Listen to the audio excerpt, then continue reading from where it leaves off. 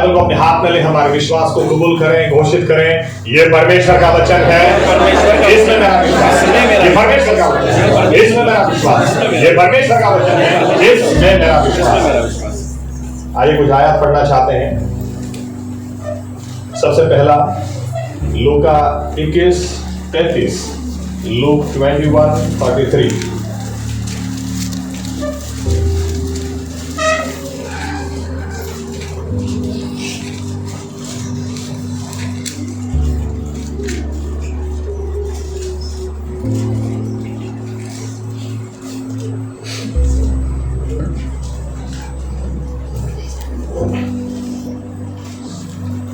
Look 21:33 આકાશ તથા પૃથ્વી જતા રહેશે પણ મારી વાતો જતી રહેવાની નથી। दूसरा भाग पढ़ेंगे, पुनर्नियम व्यवस्था विवरण, ड्यूट्रोनॉमी 8 और 3।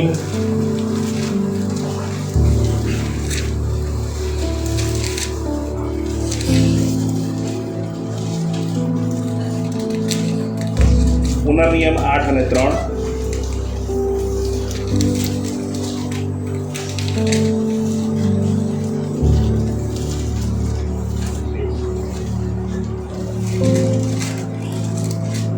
અને તેણે તને નમાવ્યો ને તને ભૂખ્યો રહેવા દીધો ને તું નહોતો જાણતો, તેમજ તારા પિતૃઓએ પણ નહોતું જાણ્યું, એવા માનનાથી તને ભૂખ્યો। એ સારું કે તે તને જણાવે કે માણસ ફક્ત રોટલીથી જ નહીં જીવતું નથી, પણ યહોવાના મુખમાંથી નીકળતા પ્રત્યેક વચનથી માણસ જીવે છે। और एक भाग पढ़े, इब्रानी हिब्रूज 4 और 12।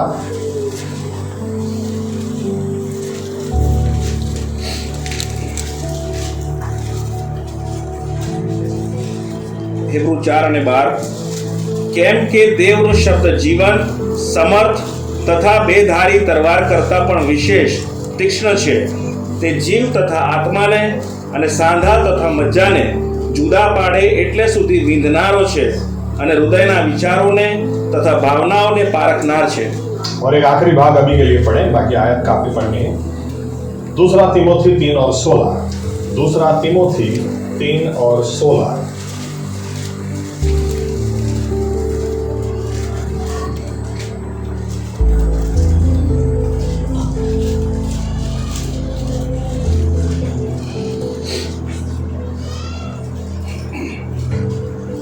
દરેક શાસ્ત્ર ઈશ્વર પ્રેરિત છે। તે બોધ, નિષેધ, સુધારા અને ન્યાયીપણાના શિક્ષણને અર્થે ઉપયોગી છે। आइए दुआ करें।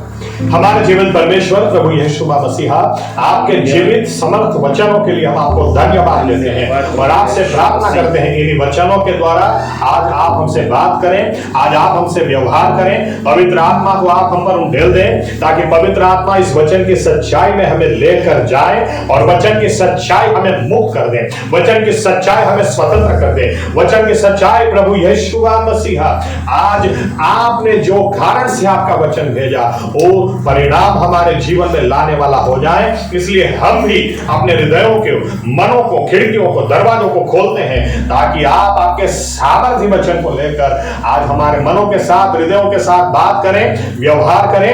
आपकी मर्जी हमारे जीवन में, हमारे जीवनों के द्वारा पूरी करें और महिमा सिर्फ और सिर्फ आप ही लें। हमें ज्ञान, बुद्धि, समझ और प्रकटीकरण की आत्मा दें और प्रभु यीशु आप आज हमसे बात करें ताकि प्रभु यीशु मसीहा आज हम किसी इंसान की नहीं लेकिन आपकी आवाज सुनने पाए और आपकी आवाज सुनकर आपके जैसे होते चले जाएं। आप बोले, महिमा आप ले। ये प्रार्थना हम प्रभु यीशु मसीहा के नाम से करते साथ में कहेंगे आमीन। धन्यवाद प्रभु यीशु मसीहा। बैठ सकते हैं अपनी जगह।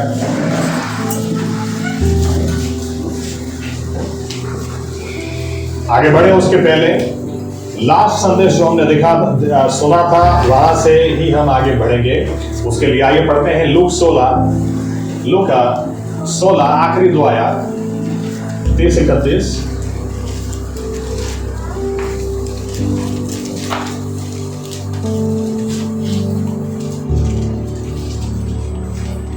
તેણે કહ્યું કે ઇબ્રાહિમ બાપ એમ નહીં, પણ જો કોઈ મોયલામાંથી ઉઠીને તેઓની પાસે જાય તો તેઓ પસ્તાવો કરે। તેણે તેને કહ્યું કે જો મૂસા તથા પ્રબોધકોનું તેઓ નહીં સાંભળે તો જો મહિલાઓમાંથી કોઈ ઉઠે તો પણ તેઓ માનવાના નથી. ओके, अब लास्ट जो हमने देखा, धनवान व्यक्ति, उसका पैसा उसको बचा नहीं पाया, वो नरक में गया। और लाजरस जो बीमार था, भूखा था, खाने एक टाइम खाने का उसके पास पैसा नहीं था, लेकिन वो मरा और वो स्वर्ग के अंदर गया।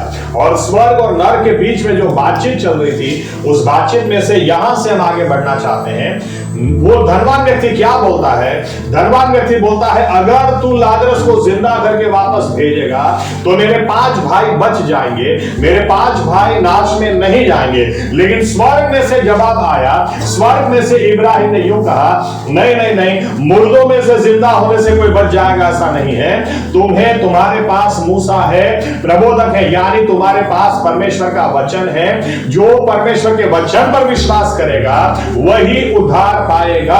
अगर वचन पर जो विश्वास नहीं करता, मुर्दों में से जिंदा हो जाए तो भी कोई काम का नहीं रहेगा, वो विश्वास नहीं करेगा।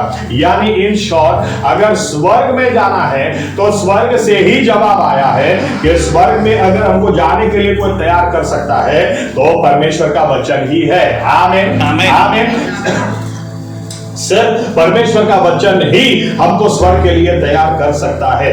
आज लोग स्तुति, आराधना, डांसिंग, इधर कूदना ना इधर कूदना ना, इनके जीवन में कोई फैसला, यहां तक कि प्रार्थना, हम रात को 5 बजे तक प्रार्थना करते हैं। अरे प्रार्थना करने से जीवन में परिणाम नहीं आएगा। बाइबल पढ़ा कि नहीं पढ़ा? क्योंकि आसमान से बात यह भेजी गई कि आसमान से क्या बात भेजी गई है?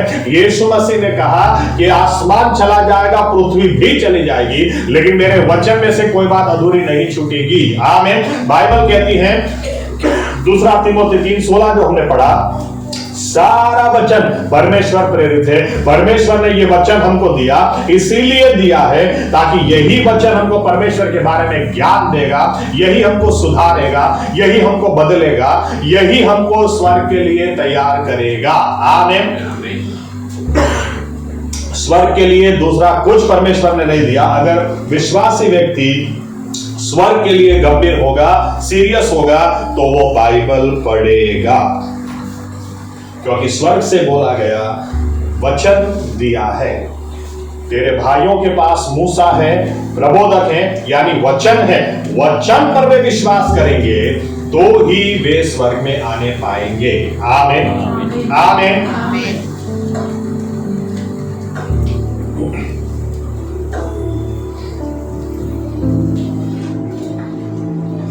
दूसरी तरह से देखें तो वचन ही हमारा खाना है। अगर खाना आप नहीं खाओगे, अब खाना ही नहीं खाओगे तो शरीर कैसे आपका काम करेगा? अगर आपने 2-3 दिन तक खाना नहीं खाया तो आप एक पैर को रख के दूसरा पैर सीधा रख ही नहीं पाओगे, क्योंकि शरीर में ताकत ही नहीं रहेगी। आज विश्वासियों के साथ यही है। 20 साल हो गए, 20 साल के बाद भी वो बाइबल पढ़ते नहीं है। बाइबल आज, चलो पौलुस के शब्दों में पढ़े, इब्रानी, ओके, पहले पढ़ो, पहला कोरिन्थी 3 और 2, पहला कोरिन्थी 3 और 2।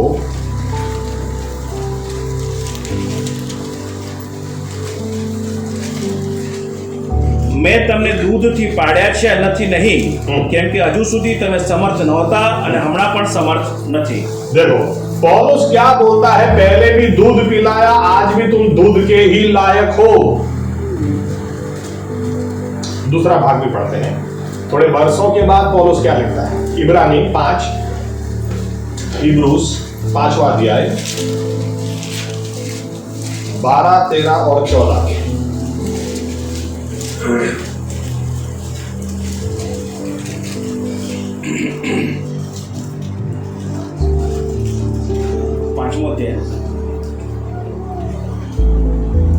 કેમ કે આટલા વખતમાં તો તમારે ઉપદેશકો થવું જોઈતું હતું, પણ અત્યારે તો દેવના વચનના મૂળ તત્વ શા છે એ કોઈ તમને ફરી શીખવે એવી અગત્ય છે.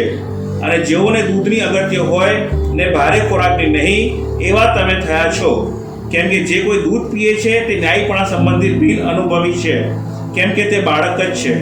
પણ જેઓ પુખ્ત ઉંમરના છે, એટલે જેઓની ઇન્દ્રિયો ખરું ખોટું પારખવામાં કેળવાયેલી છે, તેઓને સારું ભારે ખોરાક છે. देखो क्या लिखा है, ज्यादातर आत्मिक लोग कैसे हैं? पौलुस के शब्दों में इस तरह से मैं कहूं तो मंद बुद्धि। क्यों? 20 साल के हो गए लेकिन अभी भी इनको दूध चाहिए, अभी भी मच्छी मटन नहीं चाहिए, अभी भी सॉलिड खुराक नहीं चाहिए। पौलुस बोलता है कितने ही वर्ष से तुम्हें क्यों ना हो गए हो, लेकिन तुम अभी भी बच्चे हो।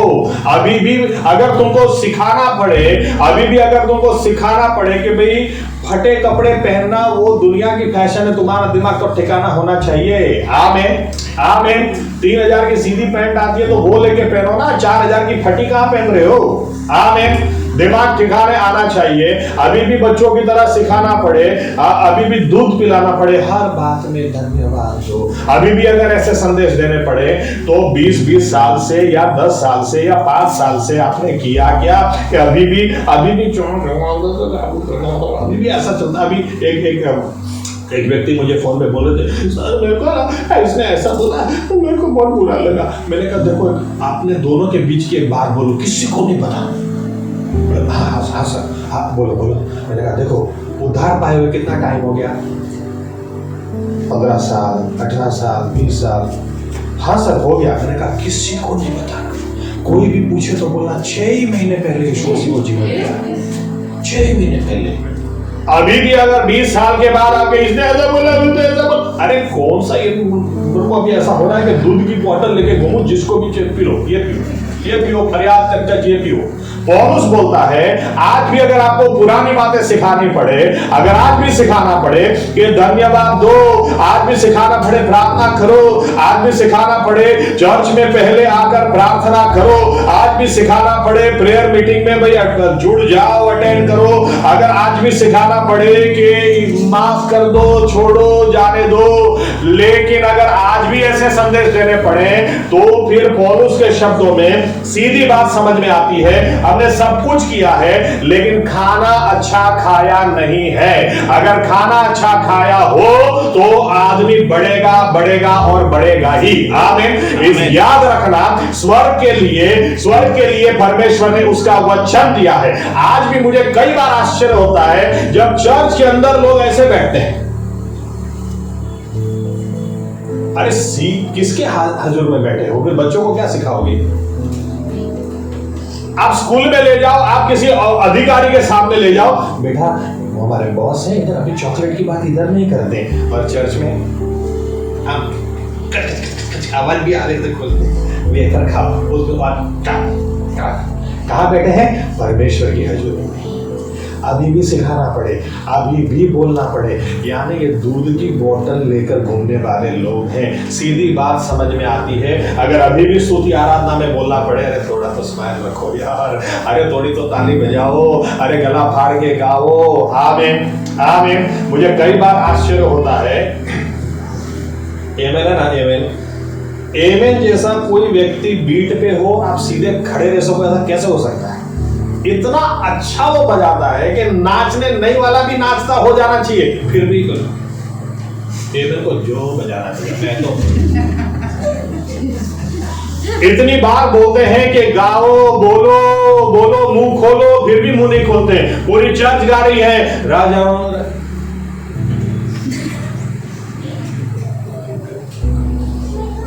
कितने गीत में ये ग्रेसी और ये बच्चे जो बैठे हैं, मैंने देखा कि तीनों जन एक दूसरे को देखकर ऐसे ऐसे डांस करने की कोशिश कर रहे थे, गा नहीं रहे थे। तो मैंने कहा चलो ये तो बच्चे हैं, बड़े भी ऐसे हैं, तो जो खुराक ये खाते वही आप खाओ, जो बोतल में से ये दूध पीते वही लेके आप घूमो। क्योंकि अभी भी सिखाना पड़ता है नाचो, अभी भी सिखाना पड़ता है, अभी भी बोलना पड़ता है। आप कॉन्फ्रेंस में आओ, अरे आओ भाई, उपवास प्रार्थना है उसमें जुड़ जाओ ना भाई, आपड़ा कितना है, ठीक है, किसी को मत बोलना 20 साल हो गए, क्या बोलने का 6 महीने, ऐसा ही बोलने का। सीधा हिसाब है पौलुस बोलता है अभी तक आपको प्रचारक हो जाना चाहिए, अभी तक तो आपको उपदेशक हो जाना चाहिए, अभी तो आपको दूसरों को काउंसलिंग करते हो जाना चाहिए, अभी तो आप दूसरों के लिए प्रार्थना करो, गवाही बड़ी बड़ी खड़ी करते हो जाना चाहिए। और अभी भी अगर आपको बेसिक बातें अगर सिखानी पड़े तो कौन सा बाइबल पढ़ते हैं आप? सीधा हिसाब है, आप कितना ही बोलो मैं बहुत प्रार्थना करता हूं, मैं बहुत प्रार्थना करती हूं, फिर रो के प्रार्थना। अरे बाइबल पढ़ के कभी रोना आया कि नहीं? स्वर्ग के लिए आपको वचन दिया गया है, इस स्वर्ग में से बोला गया अगर तेरे भाइयों को स्वर्ग में आना है तो वचन दिया है, उनको बोलना, वचन पढ़े, वचन पर विश्वास करे तो ही वे स्वर्ग में आएंगे। बाकी मुर्दों में से कोई जिंदा हो जाएगा तो आ जाएंगे, ऐसा नहीं मानना। आमीन आमीन। बाइबल पढ़ा के नहीं, आपने बाइबल अगर अच्छा नहीं पढ़ा इसीलिए अभी तक आप उपदेशक नहीं बन। कई लोगों को तो गवाही देना भी नहीं आता, इसीलिए गवाही देना नहीं आता है क्योंकि वचन पढ़ा ही नहीं है, खाना खाया ही नहीं है। आज सुबह सुबह मेरी वाइफ ने इतना झगड़ा किया मेरे साथ, स्तुति आराधना में बराबर कर नहीं पाया, फिर भी प्रभु ने मुझे छुआ। ये कोई गवाही है क्या? गवाही देना भी नहीं आता है। इसलिए मैं एक ही बात बोलता हूं, किसी को मैं बताना। इसलिए जैसे वो व्यक्ति को बोला, आपको भी बोलता हूं, आपने बीच की बात 6 महीना बोलने का, किसी को नहीं बोलने का कि 5 साल हो गए, 10 साल हो गए, क्योंकि बोतल लेके घूम रहे हैं। आज भी एक अध्याय से ज्यादा नहीं पढ़ रहे। 10 साल पहले 1 रोटी खाते थे, आज 5 रोटी खाते हैं। लेकिन आज भी 10 साल पहले भी 1 अध्याय पढ़ते थे, आज भी 1 ही अध्याय पढ़ते हैं। तो किसी को नहीं बताना। कोई भी पूछेगा तो बोला बस अभी अभी आए, मसीह ने अभी अभी आए, टाइम नहीं हुआ ज्यादा। थोड़ा सीरियस हो जाए। आमीन आमीन। बाइबल नहीं पढ़ने का सिंपल मतलब है आप आपके उद्धार के लिए सीरियस नहीं है, आप स्वर्ग के लिए सीरियस नहीं है। क्योंकि अगर एक ही चीज परमेश्वर ने दी है, अगर स्वर्ग में जाना है तो वचन के प्रति सीरियस हो जाओ, और अगर वही हम नहीं है तो फिर स्वर्ग के लिए सीरियस नहीं है। आमीन आमीन। क्यों?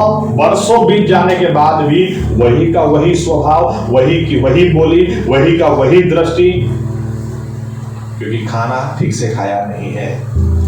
आमीन आमीन। बच्चा छोटा का छोटा रह जाए ना तो हमको इतना टेंशन बढ़ जाता है, मेरे बच्चे की हाइट क्यों नहीं बढ़ रही है, अरे वेट क्यों नहीं बढ़ रहा है, अरे 10 साल के बाद भी अभी उतना बच्चा है। तो आत्मिक जीवन में भी होना चाहिए ना। पौलुस बोलता है अभी तक आप प्रचारक हो जाने चाहिए, अभी तक आप दूसरों को अगुवाई देने वाले हो जाने चाहिए, अभी तक आप यहाँ थे, पहले यहाँ थे, फिर यहाँ, फिर यहाँ, फिर यहाँ, अभी क्या वहीं के वहीं है। इसका मतलब खाना ठीक से खाया नहीं है। खाना खाओ। आमीन। बाइबल नहीं समझ में आती है ये तो बोलना ही मत। कई लोग मेरे पास बहुत अच्छा माना है, पास्टर साहब समझ में नहीं आता, ठीक है, इसके लिए भी आपके पास वही बोतल है। क्योंकि 10 साल पहले भी आपको समझ में नहीं आता था, 5 साल पहले भी नहीं आता था, आज 10 साल के बाद भी नहीं आता है। अभी तक तो उपदेशक हो जाने चाहिए, अभी तक दूसरों को सिखाने वाले हो जाने चाहिए। समझ में नहीं आता है क्योंकि समझना नहीं है।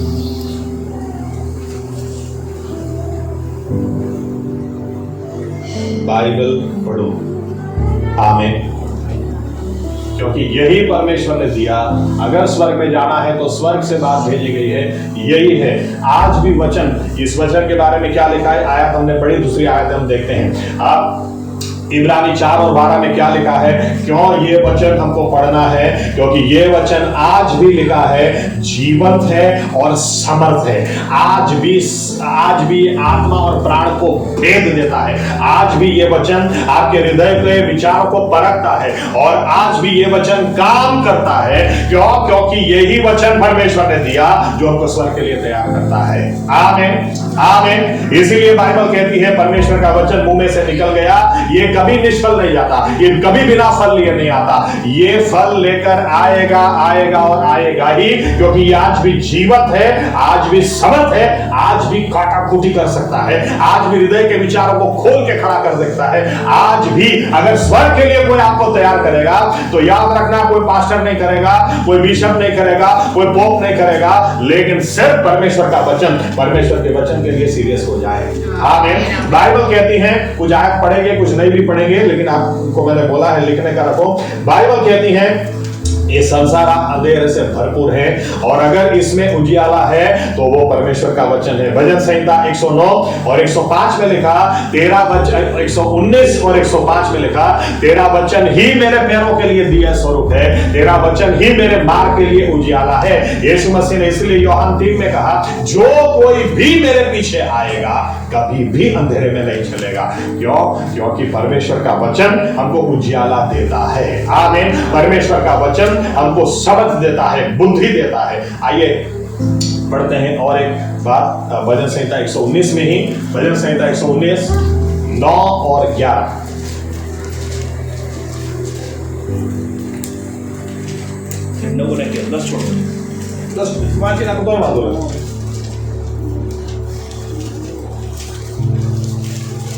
ગીત શાસ્ત્ર 119 9 10 11। જુવાન માણસ પોતાનો જીવનક્રમ શાથી શુદ્ધ કરી શકે તારા વચન પ્રમાણે તેને વિશે સાવધ રહેવાથી મેં મારા ખરા હૃદયથી તને શોધ્યો છે, તારી આજ્ઞાઓથી ચૂકીને મને ભટકવા ન દે, હું તારી વિરુદ્ધ પાપ ન કરું માટે મેં તારું વચન મારા હૃદયમાં રાખી મૂક્યું છે। दाऊद क्यों ऐसा बोलता है कि तेरा वचन मैंने अपने हृदय में समा के रखा है? देखो अभी आप घर जाके पढ़ना, रेफरेंसेस बहुत ज्यादा, इसलिए मैंने बोला कुछ दिखाऊंगा कुछ लिखो। व्यवस्था विवरण, पुनर्नियम, ड्यूट्रोनॉमी 17, घर जाके पढ़ो 14 से आखिरी आयत। क्या लिखा है? अभी इजरायली लोग रेगिस्तान में हैं, अभी इजरायली लोग कनान की सीमाओं में आ गए हैं, अभी कनान में गए भी नहीं हैं और मूसा को पता था कि मुझे नहीं जाना, इसके पहले मुझे परमेश्वर ले लेगा, तो उसके पहले मैं कुछ बोल के जाऊं, कुछ सिखा के जाऊं। तो जब मूसा ने बोलना शुरू किया, उसमें एक बात क्या बोली? मूसा बोलता है, पुनर्नियम व्यवस्था विवरण ड्यूट्रोनॉमी 17 में 14 से 20-21 जो आखिरी आया था, आप पढ़ लेना घर जाके। ऐसा लिखा है, परमेश्वर यूं बोलता है वहां पर कि जब तुम जाओगे कनान में, जब तुम सेटल होगे और भविष्य में तुम्हारे बीच में राजा आएंगे। देखो हमारा परमेश्वर पहले से जानता है। आमीन। अभी तो ये लोग कनान में गए भी नहीं, क्योंकि कनान में जाने के बाद काफी सालों तक न्यायों का समय, जजेस न्यायाधीशों का समय, ये समय रहने वाला था। ये समय के बाद जब समूएल आएगा और उसके बाद राजाओं का समय शुरू होने वाला था, लेकिन वो हो उसके पहले ही परमेश्वर ने बोल दिया था कि तुम्हारे बीच में से राजा खड़े होंगे, और जब राजा खड़ा होगा तो उसके लिए जरूरी था, क्या लिखा, क्या बताया गया वहां पर? राजा को खुद अपने हाथों से नियम शास्त्र की कॉपी लिखनी है। राजा को नियम शास्त्र की कॉपी याजक के पास मंगवानी होती थी और वो खुद अपने लिए उत्पत्ति से निर्गमन, लेवीय, गिनती, व्यवस्था विवरण, ये 5 पुस्तक वो खुद अपने हाथों से लिखता था और फिर उसको ये पुस्तक खुद डेली पढ़ना जरूरी था। परमेश्वर को पहले से पता था एक दिन राजा आएंगे, और ये भी बोल दिया क्यों ये तुम्हें खुद लिखना है, क्योंकि ये वचन तुम खुद अपने हाथों से लिखोगे और खुद उसको पढ़ोगे। ये वचन तुम्हें अपने परमेश्वर के करीब रखेगा। ये वचन तुम्हारे हृदय में होगा तो तुम पाप नहीं करोगे, अपनी प्रजा को भी परमेश्वर के करीब ले जाओगे। और ये वचन अगर तुम्हारे हाथ में होगा, हृदय में होगा, तो तुम सही न्याय करने पाओगे। हमारा परमेश्वर बहुत अद्भुत है, उसको पहले से ही पता था कि राजा एक दिन आएंगे। आमीन। तो इसलिए दाऊद बोलता है, क्योंकि दाऊद को खुद की कॉपी लिखना जरूरी था, इसलिए दाऊद जब खुद की कॉपी बनाता है और जब वचन पढ़ता जाता, लिखता जाता, वो बोलता है तेरा वचन मुझे शुद्ध रखता है। तेरा वचन, अगर इंसान अपने आप को शुद्ध रखे तो कैसे रखे? तेरा वचन उसे शुद्ध रखता है। मैंने तेरा वचन अपने दिल में छुपा के रखा ताकि मैं तेरे खिलाफ पाप न करूं। आमीन। वचन ही है जो हमको पाप से दूर रखेगा। डीएल मूडी ने जैसे कहा, या तो पाप तुम्हें वचन से या वचन तुम्हें पाप से दूर रखेगा। इसीलिए वचन जो ज्यादा पढ़ता है, दूसरी तरह से खाना जो अच्छा खाता है वो अच्छा काम करने पाएगा। आमीन। बाइबल नहीं पढ़ने का बहाना निकाल दो। मैं बरसों पहले कुछ लोगों को बोलता था, बोलते दारू नहीं छूटता है, तो मैं यूं बोलता था दारू नहीं छूटता ना तो एक काम करो, दारू छोड़ने का सेकंड नंबर रखो, पहले बाइबल उठाओ, दिन रात इसको पढ़ना शुरू करो, दिन रात इसको छोड़ो मत। ध्यान में रखना, आपके शरीर की ताकत आत्मा से ज्यादा है, लेकिन आत्मा को बलवान बनाओ, इतना बलवान बनाओ, इतना बलवान बनाओ कि एक दिन आप शराब को धिक्कार करने लगोगे और कहोगे ये शरीर परमेश्वर का मंदिर है, इसमें कुछ भी उल्टा सीधा नहीं जाएगा। यीशु के नाम से आज इसकी आदत छोड़ देता हूं। लेकिन ये बल कब मिलेगा? जब खाना खाओगे। आमीन, आमीन, आमीन। दिन में एक अध्याय पढ़ने से नहीं होगा, दिन में एक रोटी खाने से आप बड़े नहीं होगे। आमीन। खाना अच्छा खाओ, क्योंकि ये वचन आपको शुद्ध रखेगा, ये वचन आपको पवित्र रखेगा, यही वचन है जो आपको स्वर्ग के लिए तैयार करेगा। आमीन, आमीन। और एक आया पढ़ो, यिर्मयाह 15 का 16, यिर्मयाह 15 उसका 16।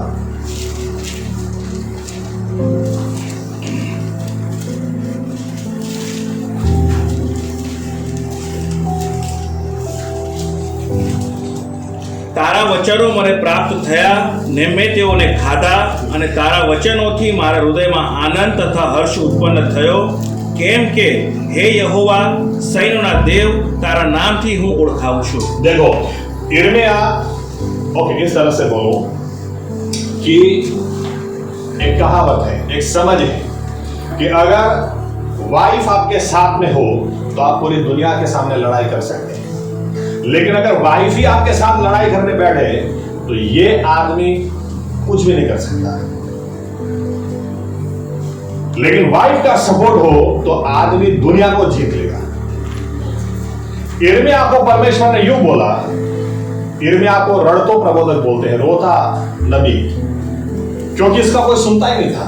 यहां तक कि ये 20वें अध्याय में एक बार यूं बोल जाता है कि परमेश्वर मैंने तो कितनी बार तय किया कि मुझे बोलना ही नहीं है, क्योंकि कोई सुनता ही नहीं है, लेकिन फिर भी मैं करूं तो क्या करूं, अपने आप का मुंह कैसे बंद में रखूं, क्योंकि तेरा वचन मेरी हड्डियों में अग्नि समान जलता है, मुझे बोलना ही पड़ता है, अगर न बोलूं तो मैं खत्म हो जाऊंगा। इस आदमी को परमेश्वर ने यूं बोला, यिर्मयाह तो शादी नहीं करेगा। सबसे पहले आदमी को हम देखते हैं, आदम को। परमेश्वर ने उसको देख के कहा चलो इसके लिए मैं एक योग्य सहायकारी बनाऊंगा, लेकिन यिर्मयाह को परमेश्वर ने बोला यिर्मयाह तू शादी नहीं करेगा। यानी बाहर पूरी दुनिया तुम्हारा कोई सुनने को तैयार नहीं है, घर पे आने के बाद भी तुम्हें दिलासा देने वाला कोई भी नहीं है। लेकिन यिर्मयाह ऐसे समय क्या बोलता है? ऐसे समय जब तेरा वचन मेरे पास आया मुझे आनंद मिलता है। हमें वचन आनंद देता है। क्यों क्यों क्यों हमारे चेहरे अभी भी ऐसे लेकर हम घूमते हैं, चर्च में भी ऐसे घूमते हैं, इधर आगे जगह खाली है लेकिन सुदर्शना में है नहीं, इनके बाद मुझे नहीं बैठना है। आज भी ऐसे मुंह लबड़ा के घूमते हैं जैसे लुट गए, बर्बाद हो गए, लेकिन आपको एक भी चेहरा चमकता दिखेगा, समझ लेना ये बाइबल पढ़ के आए हैं, इन्होंने परमेश्वर की आवाज सुनी है। आपको क्या लगता है ये वचन आप पढ़ोगे ना, आपका चेहरा कभी डिम नहीं पड़ेगा, आपको कभी मसा की जरूरत नहीं पड़ेगी।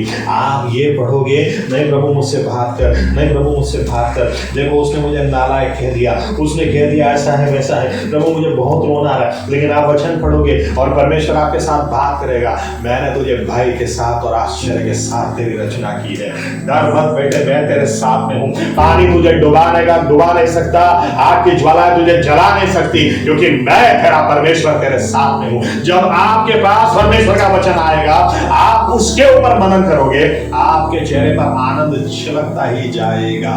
आमीन, आमीन। आज हो क्या रहा है हम लोग है ना, दूसरे उसने क्या बोला क्या समझते अपने आप को?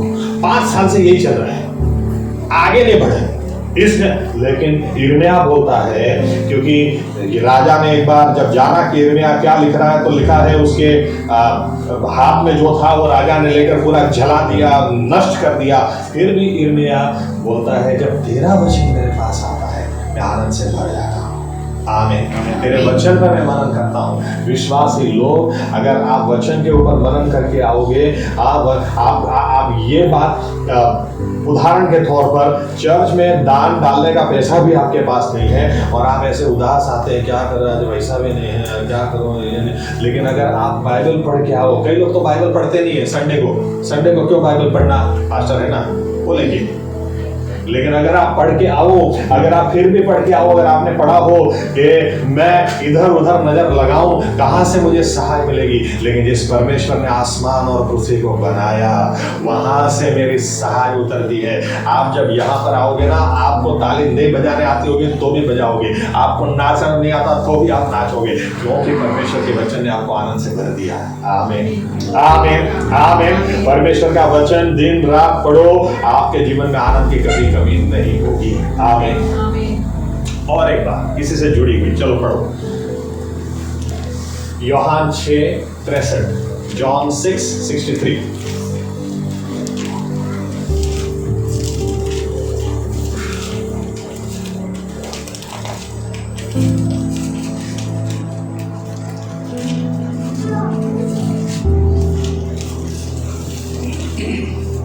જે જીવાડે છે તે આત્મા છે, માંસથી કંઈ લાભ થતો નથી।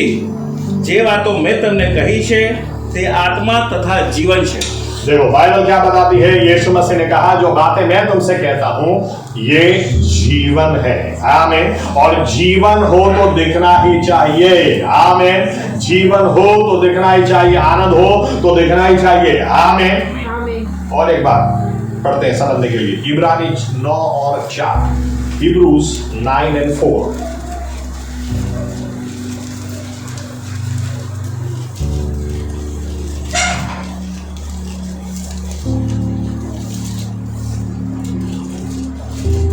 તેમાં સોનાનું ધૂપપાત્ર તથા ચારે તરફ સોનાથી મઢેલી કરારની પેટી હતી। એ પેટીમાં માનનાથી ભરેલું સોનાનું પાત્ર, હારૂનની કડી ફૂટેલી લાકડી તથા करारना शिलापाट હતા। ओके, अब परमेश्वर ने 40 साल तक इजरायली लोगों को मानना दिया, हर रोज सुबह ब्रेकफास्ट, और इनको समझ में नहीं आता था ये क्या है, इसलिए मानना का मतलब होता है आंसू थे, ये क्या है, एक दूसरे को पूछते थे, लेकिन खाते थे, उससे पेट भर जाता था। और उसकी खासियत थी कि मानना शाम तक नहीं चलेगा, शाम को दूसरा खाना मिलेगा, ये दूसरे दिन तक तो सड़ ही जाता था, दूसरे दिन दूसरा खुराक मिलेगा। लेकिन अगर शुक्रवार हो, शुक्रवार को डबल डोज परमेश्वर देते थे, ताकि शनिवार को वो नहीं देंगे तो शुक्रवार वाला सोमवार वाला मंगलवार को नहीं चलेगा, लेकिन शुक्रवार वाला शनिवार को चलेगा, और फिर संडे को वापस नया मिलता था। ये 40 साल इस तरह से परमेश्वर ने माना दिया, लेकिन मैक्सिमम अगर शुक्रवार को जो मिला वो भी 2 दिन उसकी एक्सपायरी डेट रहती थी, 2 दिन से ज्यादा कुछ नहीं चलता था। लेकिन ऐसा लिखा गया है, अहद का संदूक, गुजराती में बोलेंगे करार कोश, इंग्लिश में आर्क ऑफ कवेनेंट, उसके अंदर एक जार के अंदर एक बरनी जने कहिए, उसके अंदर माना को रख के अंदर रखा गया। ये माना कभी सड़ता ही नहीं था। आमीन। क्यों? क्योंकि इसके साथ परमेश्वर का वचन भी रखा गया था, शीला पाटियों लखेले होती थी, और जहां परमेश्वर का वचन होता है वहां पर उसकी हाजिरी होती है। इसीलिए अहद के संदूक के ऊपर परमेश्वर का दयासन था, क्योंकि वचन नीचे रखा गया था। आमीन, आमीन। दूसरी तरह से आप कैसे भी क्यों ना हो, लेकिन अगर आप परमेश्वर की हजूरी में रहोगे, आप जीवन से भरपूर रहोगे, सड़न कभी आपको लगे नहीं सकती, क्योंकि जो मानना वो सड़ जाता था, वही मानना अगर परमेश्वर की उपस्थिति में रख दिया गया, जहां परमेश्वर का वचन है वहां पर वो नहीं सड़ेगा। कहने का मतलब ये है, विश्वासी लोग वो लाइवली होने चाहिए, वो जीवंत होने चाहिए, जीवन से भरपूर होने चाहिए। आप जीवन से भरपूर नहीं होगे तो दूसरे आपके पास कैसे आएंगे? लेकिन जब देखेंगे, इतना आनंद हमने कहीं नहीं देखा, इतनी खुशी कहीं नहीं देखी। अरे मैं मेरे दोस्त का उदाहरण देता हूं, जब मैंने उसको सुसमाचार दिया, वैसे तो मैं 2 उदाहरण दे सकता हूं, मेरे पापा का भी और मेरे, क्योंकि मेरे पापा तो क्या है कि मारामारी में एकदम एक्सपर्ट थे, वो कहानी किसी और दिन सुनेंगे। लेकिन पहले मार देने का, वो तो उनका ऐसा स्वभाव, पहले मार देने का, फिर पूछने का क्या हुआ था। बस तुम्हारा नाम आया तो 2 दिया और 2 देने का। एनीवे, मेरे पापा भी है और मेरा एक दोस्त भी है। एक दिन मेरे पापा ने मुझसे क्या कहा, मैं गिटार बजा रहा था, गीत गा रहा था, और मेरे पापा ने मुझे एक शब्द बोला। हम लोग 4-5 साल बात भी नहीं कर रहे थे, क्योंकि ये चर्च में मैं आता था, उनको नहीं पसंद था। लेकिन उन्होंने मुझसे कहा कि मैं भी तुम्हारे जैसा होना चाहता हूँ, मुझे भी ऐसे हंसना है, मुझे भी ऐसे गाना है। मैं अपने जीवन से कंटाल गया हूँ। मेरा एक दोस्त है, वो मेरा दोस्त जब उसको सुसमाचार देता था तो मुझे बोलता था, नहीं भाई, मुझे ये प्रभु की बात नहीं, अपने साथ में घूमेंगे, खाएंगे, लेकिन अब मैं करूँ तो क्या करूँ, क्योंकि मेरे पास दूसरी कोई बात है ही नहीं। घूमा फिरा के वापस वही बात, घूमा फिरा के वापस वही बात। एक दिन वही दोस्त मुझे घर में बुलाकर क्या बोलता है, मुझे यीशु मसीह को जीवन देना है। मैं इतना खुश हो गया, मैंने कहा जब यीशु मसीह ने तुझसे कुछ बात की, क्या कारण मुझे बता। तो बोलता है, एक ही कारण, मैंने इतनी खुशी कहीं नहीं देखी। तू जितना खुश रहता है ऐसा मैं भी खुश रहना चाहता हूँ, तू जितना आनंदित रहता है वैसा मैं भी आनंदित रहना चाहता हूँ। मैंने बोला, मैं क्या करूं, मुझे यीशु मसीह ने बंधन में था और छुड़ा दिया। मैं मर रहा था, मुझे जीवन से भर दिया। ये जीवन दिखना चाहिए। आमीन, आमीन। विश्वासी व्यक्ति गाड़ी में भी ऐसे जाता है जैसे मोहम्मद रफी के सभी दर्द भरे गाने उसके लिए बने। अब रास्ते में से कोई आपको देखेगा तो आपको देखकर कौन बोलेगा कि मुझे चर्च में ले जाओ, कि आप कहाँ जाते हैं मुझे भी जाओ। आपके स्माइल का क्या रहस्य, क्या पता, क्योंकि हम लोग तो ऐसे घूमते हैं, कोई तो पूछे यार क्या प्रॉब्लम, मुझे बताना है। हस्बैंड कितना मारता है मुझे बताना है, कितना दारू पीता है 1.5 लीटर, वो मुझे बताना है।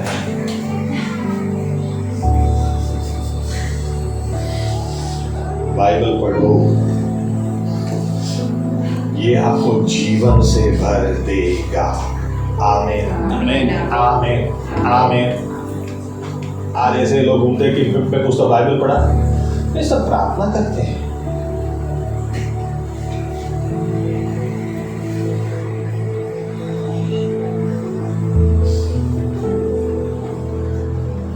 ये वचन को आप पढ़ोगे ना, आप जीवन से भरपूर रहोगे। मैं तो कई बार सोचने की कोशिश करता हूँ, ज़करिया 8वें अध्याय आखिरी आयत में क्यों ऐसा लिखा है, या क्या क्या माहौल होगा कि बाइबल हमें बताती है। एक यहूदी व्यक्ति सभा स्थान में जा रहा होगा, एक यहूदी व्यक्ति आराधना करने जा रहा होगा, और लिखा है 10 अलग अलग जाति के लोग उसके कपड़े को पकड़ लेंगे और बोलेंगे, हमें भी अपने साथ ले जा, क्योंकि हम जानते हैं परमेश्वर तेरे साथ है।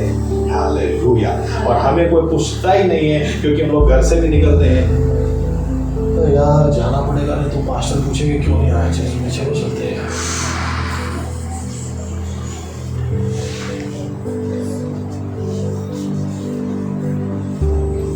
वचन को पढ़ो तो आप जीवन से भरपूर रहोगे। आमीन। और जीवन से भरपूर रहोगे। यीशु मसीह ने बोला, मेरे वचन आपको जीवन देने के लिए है। आमीन, आमीन। कितना कुछ बोल सकते हैं, लेकिन आगे बढ़ते हैं। भाई भजन संहिता 107 और 20, भजन संहिता 107 और 20।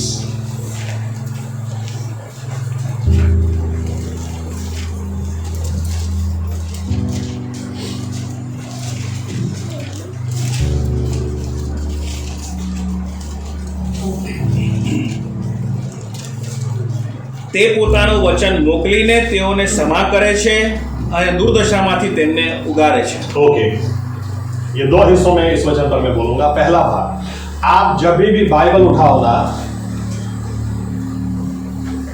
ओके चलो मैं इसको छोड़ देता हूं, इसको आखिरी में लेते हैं और एक आयत देखते हैं। इस आयत को याद रखना, परमेश्वर आपको दूरदशा में से कैसे छुड़ाएगा, अपने वचन को भेजकर। आमीन। आपको कैसे चंगा करेगा, अपने वचन को भेजकर।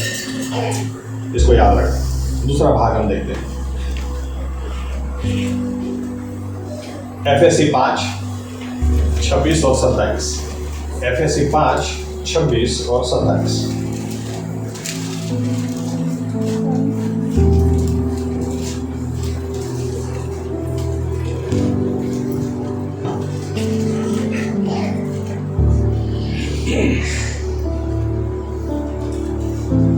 એ સારું કે વચન વડે જળ સ્નાનથી શુદ્ધ કરીને ખ્રિસ્ત મંડળીને પવિત્ર કરે, અને જેને ડાઘ કરચલી કે એવું કંઈ ન હોય પણ તે પવિત્ર તથા નિર્દોષ હોય એવી મંડળી તરીકે પોતાની આગળ મહિમાવંતી રજૂ કરે.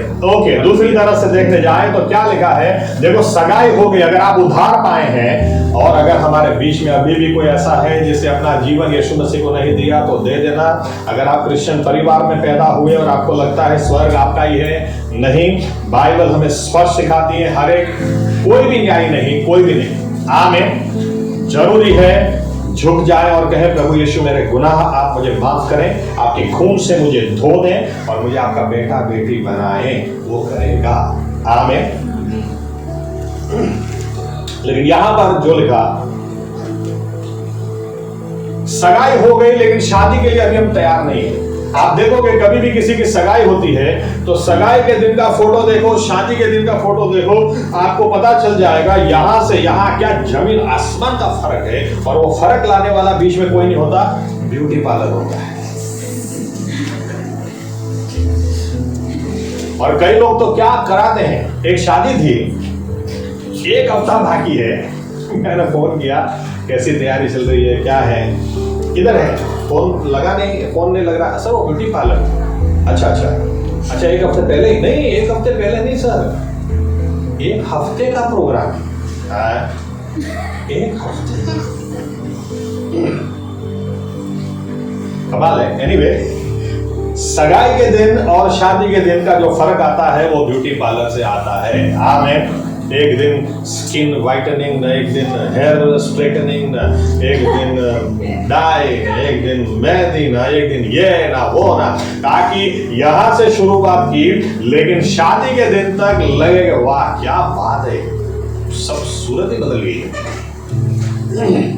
तो अभी हम शादी के लिए तैयार नहीं है लेकिन सगाई हमारी हो चुकी है. आमीन. आमीन.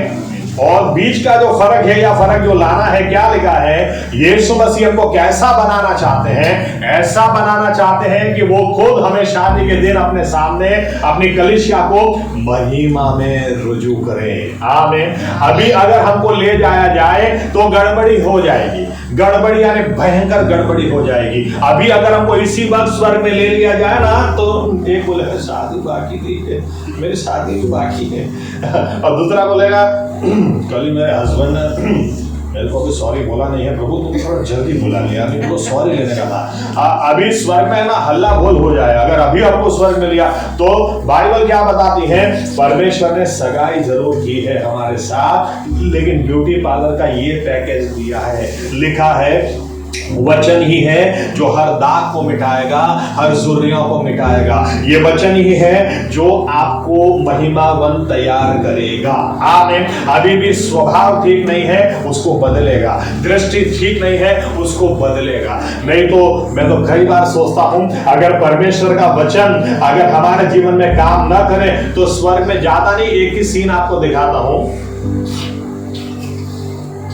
मान लो दाऊद ने स्वर्ग में एंटर किया और उरिया सामने ही है, आजा मेरी बीवी को लेके भाग गया था तुम, क्या होगा, क्या होगा स्वर्ग में. लेकिन परमेश्वर का वचन वो एज ए ब्यूटी पार्लर काम करता है. आमीन. वो स्वभाव को बदलता, दृष्टि को बदलता. वो आप कितने ही बहुत अच्छा लिखा है, आप घर जाके पढ़ लेना, नोट डाउन कर ले. यिर्मयाह 23 और 29 लिखा है, परमेश्वर बोलते हैं मेरा वचन हथौड़े के समान है, ये तोड़ता है, मेरा वचन आग के समान है, ये जलाता है.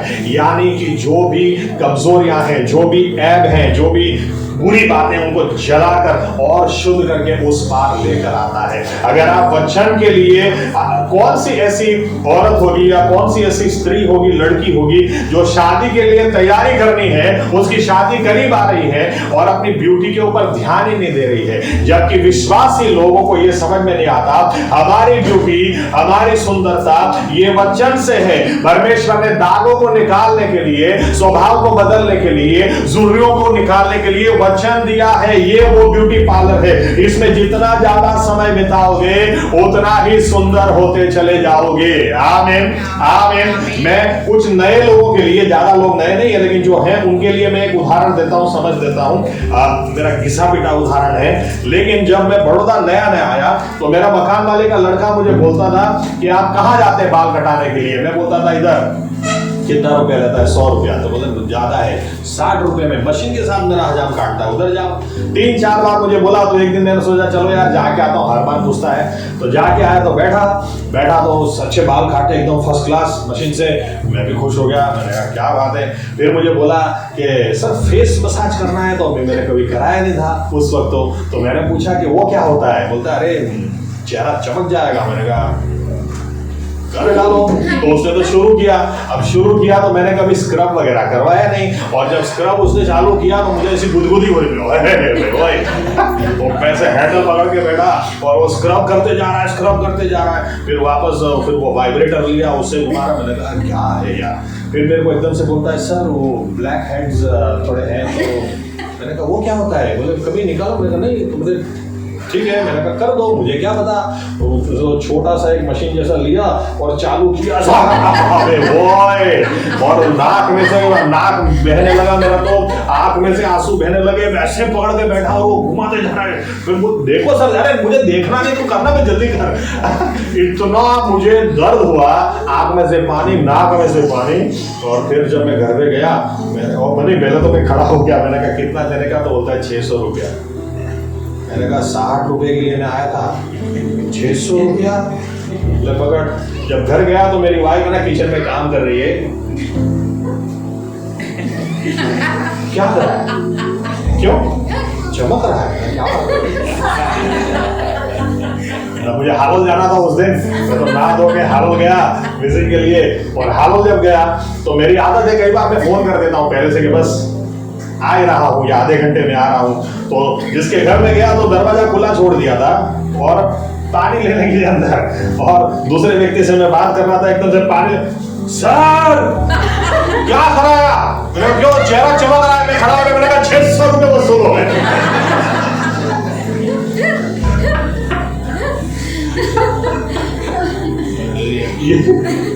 ये वचन है ना, ऐसे ही आपको स्क्रब भी करेगा, गुदगुदी भी करेगा, रुलाएगा भी, आपको थपका भी देगा, आपको प्यार भी देगा, आपको सोटी भी मारेगा, लेकिन आपको खूबसूरत बनाएगा। आमीन आमीन। यही वचन परमेश्वर ने दिया। ये वचन ही हमको स्वर्ग के लिए तैयार करेगा। कोई हमें अधूराई न रहे, कोई हमें कमजोरी न रहे, कोई हम जैसे आज है वैसे शादी के दिन न रहे। इसके लिए परमेश्वर ने उसका वचन दिया है। आमीन। बहाना मत निकालो, बाइबल नहीं पढ़ने का बहाना मत निकालो, पढ़ने का बहाना ढूंढो, क्योंकि ये वो ब्यूटी पार्लर है जो आपको स्वर्ग के लिए तैयार करता है। आमीन आमीन। और एक पॉइंट पढ़ते हैं, लूका 4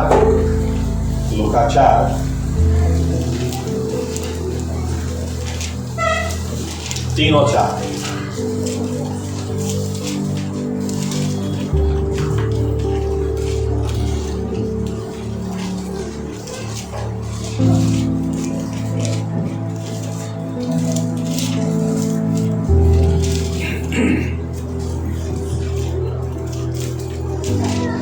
શૈતાને તેને કહ્યું કે જો તું દેવનો દીકરો હોય તો આ પથ્થરને આજ્ઞા કર કે તે રોટલો થાય. ઈશ્વરે તેને ઉત્તર આપ્યો કે એમ લખેલું છે કે માણસ એકલી રોટલીથી નહીં જીવશે. 40 दिन का उपवास यीशु मसीह ने किया, और यीशु मसीह ने जब उपवास किया तो आप देखें यहाँ पर शैतान परीक्षा करने के लिए आया। शैतान है, देखो आप कभी भी प्रश्न नहीं पूछना क्यों शैतान मेरे पीछे पड़ा है, शैतान मुझे छोड़ता है क्यों नहीं। मुझे कई लोगों को बोलना पड़ता, आपको दिल की गहराई से चाहता है, इसलिए आपको छोड़ता ही नहीं है। देखो यीशु मसीह को कितना चाहता था वो, कि आप जिसको चाहते ना उसका पीछे पीछे तू जा जहां मैं चलूंगा। आमीन। यीशु मसीह बपतिस्मा लेके रेगिस्तान में गए तो पीछे पीछे उधर भी पहुंच गया। ये रेगिस्तान में भी नहीं छोड़ता। कभी भी प्रश्न मत पूछना क्यों शैतान मेरे पीछे पड़ा है। आपको ये प्रश्न नहीं पूछना है, आपको ये सोचना है कि शैतान तो पीछे पड़ेगा ही, उसका सामना मैं कैसे करूं। आमीन। यीशु मसीह को जाकर बोलता है कि तू पत्थर को कह दे रोटी हो जाए। यीशु मसीह ने जवाब में क्या कहा? अपने बाप को सिखाएगा, हैं? तो अपने बाप को सिखाएगा। मैं तेरा उत्पन्न करता हूं तो मुझे सिखाएगा। आज कई लोग ऐसे बोलते हैं, किसको सिखा रहा है? यीशु मसीह ने ऐसा नहीं बोला। यीशु मसीह ने क्या बोला? लिखा हुआ है कि प्रभु यीशु ने वचन का इस्तेमाल किया, शैतान के सामने वचन का इस्तेमाल किया और बोला लिखा हुआ है कि इंसान सिर्फ रोटी से नहीं लेकिन जो शब्द परमेश्वर के मुंह से निकलता उससे जिएगा। आमीन आमीन। शैतान ने फिर आगे लिखा है, शैतान ने मंदिर की टोच के ऊपर ले गया, वहां से कहा कूद जा, तू ऊपर से कूद जा, लिखा हुआ है कि दूत तुझे संभाल लेंगे, एक पत्थर भी तुझे छूने नहीं पाएगा। ले हम और आप होते तो आया प्रभु और सही में प्रभु के पास और वहां जाकर फिर पूछे क्यों प्रभु तूने मुझे बचाया नहीं। एक खड्डे में कूदते हैं। मैं इसलिए कई बार कहता हूं, देखो बाइबल यूं कहती है कोई आपको जहर दे तो आप पियो तो नहीं। आमीन। कोई दे तो कुछ नहीं होगा। आमीन। लेकिन आप खुद पियोगे तो गए। यीशु मसीह ने क्या बोला? उस वक्त भी वचन का इस्तेमाल किया और बोला लिखा हुआ है कि तू अपने परमेश्वर की परीक्षा नहीं करेगा। आमीन। ये सारी दुनिया की महिमा दिखाई, सारी दुनिया की महिमा दिखाकर क्या बोलता है शैतान कि अगर तू झुक जाएगा मेरे आगे तो मैं सब कुछ तुझे दूंगा। यीशु मसीह ने उस वक्त भी यूं नहीं कहा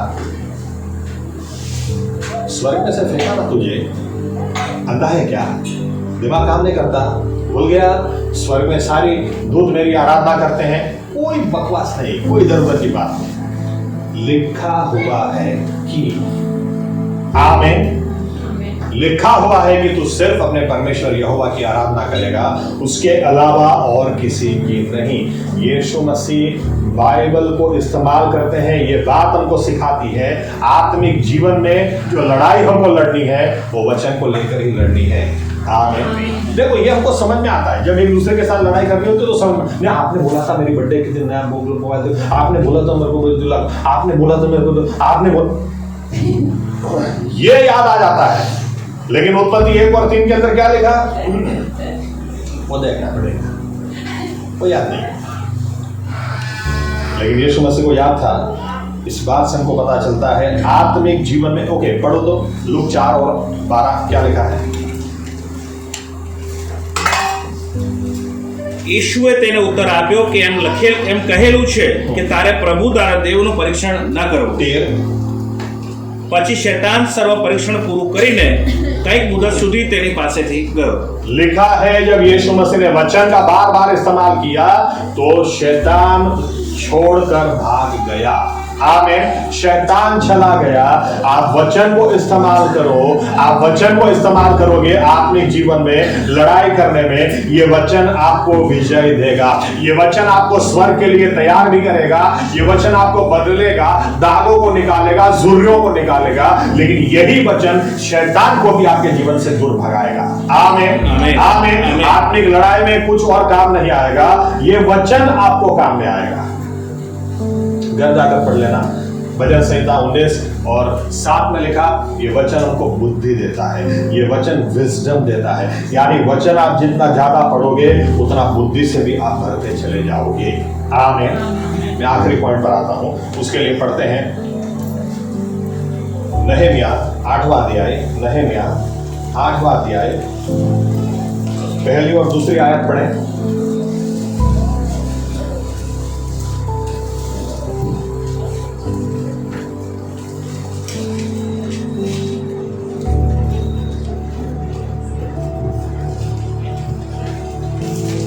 નહેમ્યા 8 एक में भी पढ़ो, वाँचो पहला। નહેમ્યા 8 1 और 2। સાતમો માણસ આવ્યો ત્યારે સર્વ લોકો એક દિલથી પાણીના દરવાજાની સામેના ચોકમાં એકઠા થયા। મૂસાનું જે નિયમશાસ્ત્ર યહોવાએ ઇઝરાયેલને ફરમાવ્યું હતું તેનું પુસ્તક લાવવાને તેઓએ એઝરા શાસ્ત્રીને કહ્યું। સાતમા માસને પહેલે દિવસે જમાતમાંના સર્વ સ્ત્રી પુરુષો અને જેઓ સાંભળીને સમજી શકે એવા હતા તે સર્વની આગળ એઝરા યાજકે નિયમશાસ્ત્ર આણ્યો। ओके, सभी लोग इकट्ठा हुए, वचन को समझने के लिए। आमीन। फिर क्या हुआ, अब पढ़ते हैं 8, 9, 10 और 11। તેઓએ દેવના નિયમ શાસ્ત્રના પુસ્તકમાંથી સ્પષ્ટ રીતે વાંચી સંભળાવ્યો અને તેમનું વાંચેલું સમજાવ્યું. સર્વ લોક નિયમશાસ્ત્રના વચનો સાંભળીને રડતા હતા. તેથી સરસુબાર નેહેમ્યાએ, યાજક એઝરા શાસ્ત્રીએ તથા લોકને શિક્ષણ આપનારા લેવીઓએ સર્વ લોકોને કહ્યું કે આ દિવસ તમારા દેવ યહોવાને સારું પવિત્ર છે, માટે શોક કરવો નહીં અને રુદન પણ કરવું નહીં. પછી તેણે તેઓને કહ્યું કે હવે જાઓ, સ્વાદિષ્ટ ભોજન કરો, મિષ્ટપાન કરો, અને જેઓએ કંઈ તૈયાર કરેલું ન હોય તેઓને માટે તમારામાંથી હિસ્સા મોકલી આપો, કેમ કે આપણા દેવ યહોવાને સારું આજનો દિવસ પવિત્ર છે.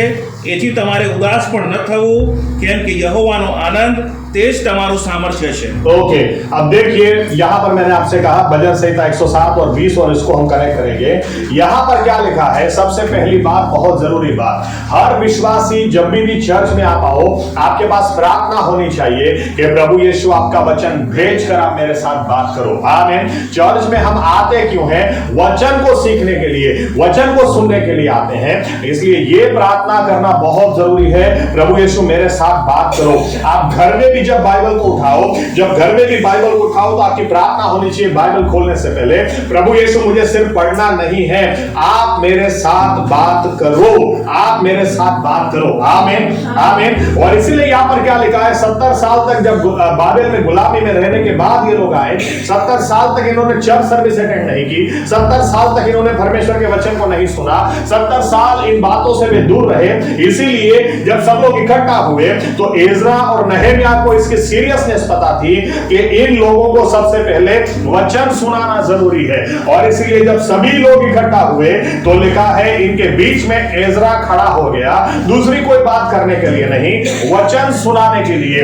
और इतना ही नहीं, दो बातें लिखी है, वचन सुनाया और फिर लिखा है समझाया.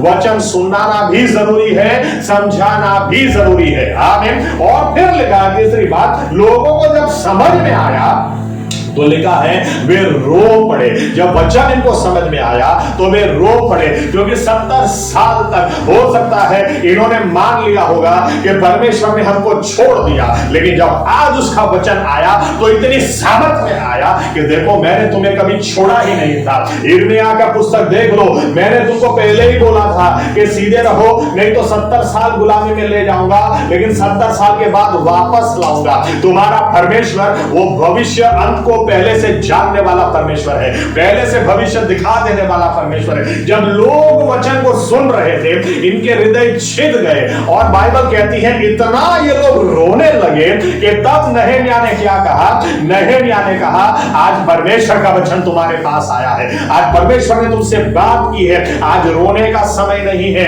आज का दिन पवित्र है, आज जाओ, जाकर बकरा काटो और अच्छा खाना खाओ, और देखो अगर पड़ोस में खाना नहीं है तो उसको भी जाके खिलाओ. कहने का मतलब यह है कि जब आप चर्च सर्विस में आओ, प्रार्थना करके आओ, प्रभु यीशु मेरे साथ बात करो.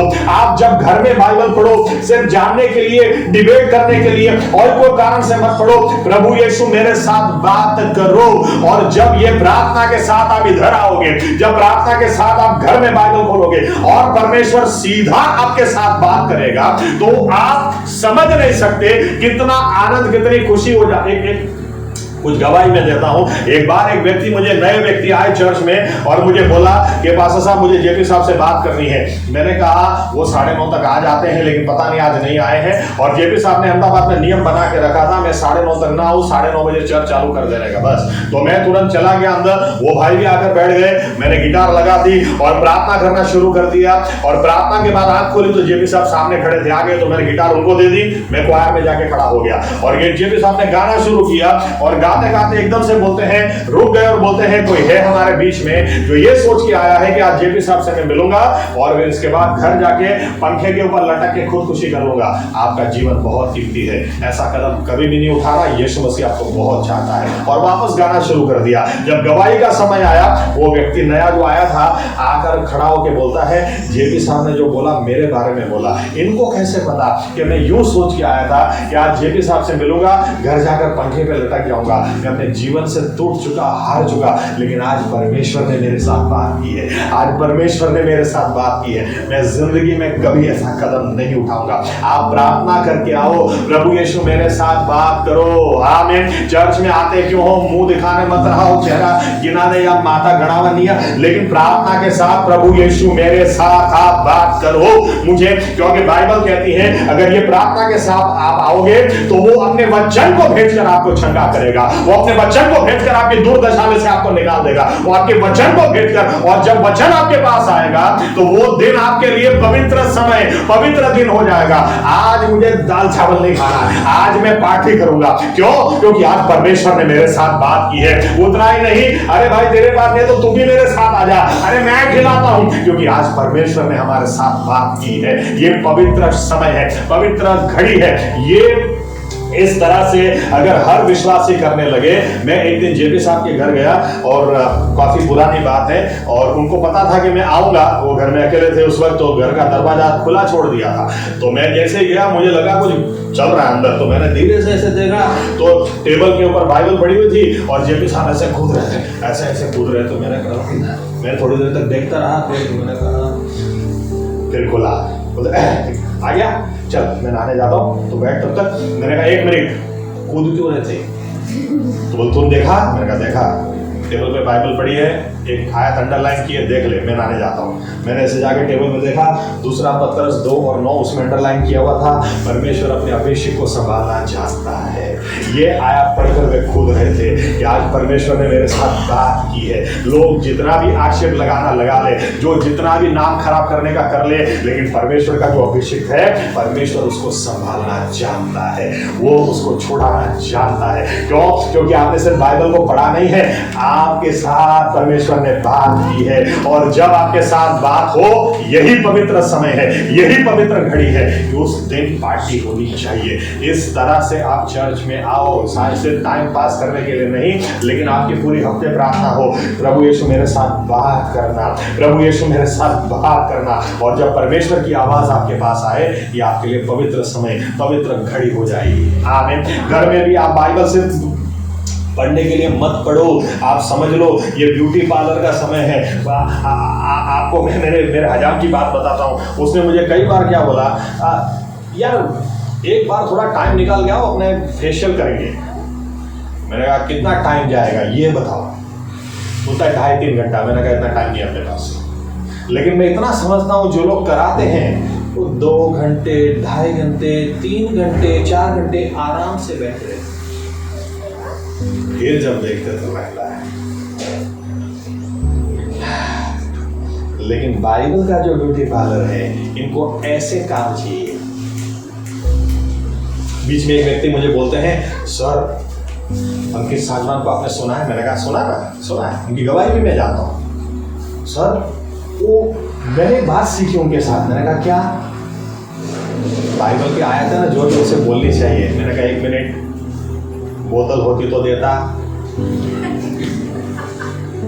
आपने चर्च में कब से हैं? उधर नहीं देखा, उधर नहीं सुना कि बाइबल की आयत हमको बोलनी भी है, मुंह जबानी भी करनी है। चलो कोई बात नहीं। अंकित साजवान के लिए धन्यवाद प्रभु यीशु। मैं तो नहीं बोला, अंकित साजवान के लिए प्रभु यीशु बहुत बहुत धन्यवाद, क्योंकि हमारे हाथ में अभी तक दूध ही पी रहे थे, अभी मांस अंकित साजवान के द्वारा मांस बटा तो खाएंगे। लेकिन मैं आपको गारंटी के साथ बोलता हूँ, इसके बाद अंकुर नारोला आएगा, इसके बाद कोई बलिंदर सिंह थे अभी गए, तो दूसरा कोई आएगा, लेकिन ये दूध की बोतल नहीं छोड़ेंगे।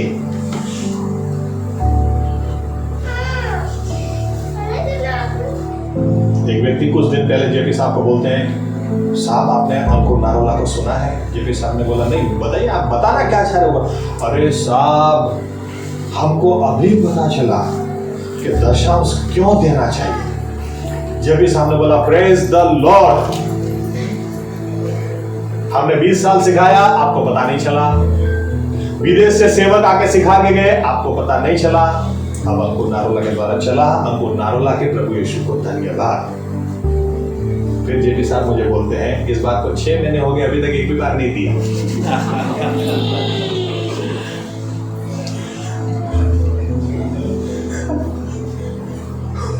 वचन वचन के साथ आप समय बिताओ। अंकुर नारोला बिताते हैं, अंकित साजवान बिताते हैं तो सिखाते हैं, लेकिन सिर्फ सीखना नहीं है, करो। आमीन, करो। ये वो ब्यूटी पार्लर है जो हमको स्वर्ग के लिए तैयार करेगा। ये वो ब्यूटी पार्लर है जो हमें शुद्ध रखेगा, पवित्र रखेगा। ये वो ब्यूटी पार्लर है जो शैतान के सामने भी हमको विजय देगा। ये वो ब्यूटी पार्लर है जिसको भेजकर, जिसके वचन को भेजकर परमेश्वर हमको चंगा करता है। आमीन। भूख और प्यास के साथ घर में भी बाइबल उठाओ तो याद रखो ये मैं फेशियल करा रहा हूँ, याद रखो कि मैं ब्यूटी पार्लर में बैठा हूँ, मुझे टाइम नहीं देखना है, लेकिन मुझे इतना देखना है कि आज मेरे जीवन में कुछ परिवर्तन आए और शुद्धता है और पवित्रता है। परमेश्वर की मर्जी, अगर आज वो मुझे स्क्रब करना चाहे, गुदगुदी करना चाहे तो वो करने दो। उसकी मर्जी कि आज वो मुझे डांटना चाहे तो डांटने दो, मैं थोड़ा रो भी लूँगा, लेकिन मैं जैसा हूँ मैं वैसा नहीं रहना चाहता, क्योंकि परमेश्वर का वचन मुझे मेरे मार्ग के लिए दिया है, उजियाला है। यही वचन है, आसमान और पृथ्वी को चले जाना आसान है, ये वचन अधूरा नहीं छूटेगा। यही वचन है जो मेरे हृदय को जांचता है। यही वचन है जो मेरे प्राण और आत्मा को भी छेदता है। यही वचन है जो आज भी जीवंत है, आज भी समर्थ है। यही वचन है जिसके द्वारा परमेश्वर मुझे स्वर्ग के लिए तैयार करता है। ये वचन के साथ अच्छा समय बिताओ। आमीन। स्वर्ग में से बोला गया, मुर्दों में से जिंदा होने की जरूरत नहीं है।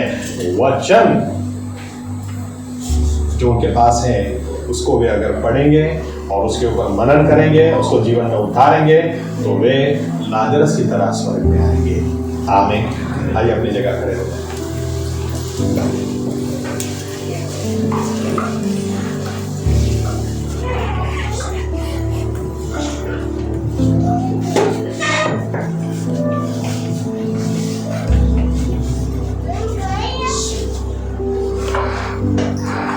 आज अपने जीवन को वचन के उजियाले में अपने जीवन को जांचें। बरसों हो गए लेकिन हम बड़े नहीं हो गए। बरसों हो गए, जो पहले हमारी स्वभाव था आज भी वैसा, पहले जो सोच थी आज भी वैसी। इसका मतलब खाना हमने बराबर खाया नहीं। आइए निर्णय करें, क्योंकि परमेश्वर ने स्वर्ग में से और कुछ बातें नहीं भेजी, या तो बहुत सारी बातें नहीं भेजी, एक ही बात, उसका वचन भेजा। इंसान से रोटी से नहीं, लेकिन हर शब्द जो परमेश्वर के मुंह से निकलता है उससे वो जिएगा। उसका वचन उसने भेजा।